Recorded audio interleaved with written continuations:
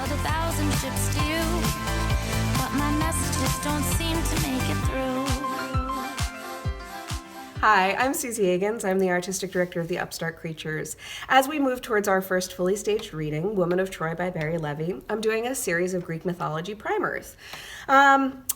So, Thetis was a goddess, and there was a prophecy that her son would be greater than his father.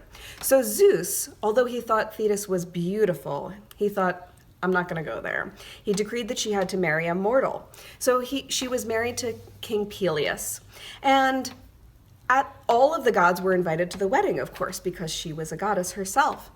But they didn't invite Eris, because Eris was the goddess of discord, and who wants discord at your wedding? So Eris found out, and she was very upset that she had not been invited to the wedding. And she thought, how can I make as much trouble as possible?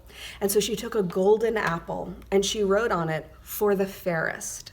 And then in the middle of the wedding, she just rolled that apple right into the middle of the dance floor.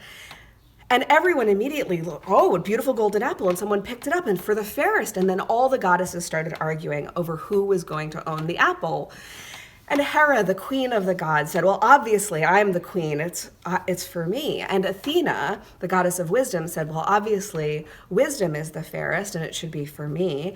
And Aphrodite, the goddess of beauty, said, you guys are all fools. Obviously, as the goddess of beauty, it's for me.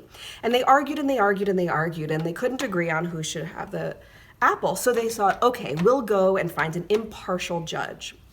And they look around, and on the shores of Mount Ida, near the city of Troy, Prince Paris was tending his flocks of sheep. And they looked down and they saw him and they thought, oh, he'll be a good judge. That's a young man, he can judge beauty.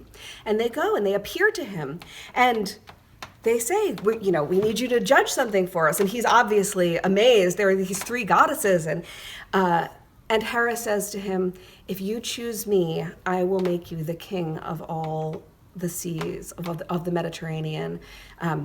You'll be beloved of the queen of the gods. You should give it to me. And Athena says, no, don't give it to her. Give it to me. I'm going to make you the wisest man in all the Mediterranean. You should give the apple to me.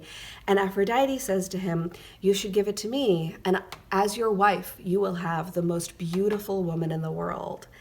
And Paris looks around at these three amazing goddesses, and he thinks and he thinks, and he says, Aphrodite, the apple is yours. And she says, in return, I give you Helen of Sparta for your wife.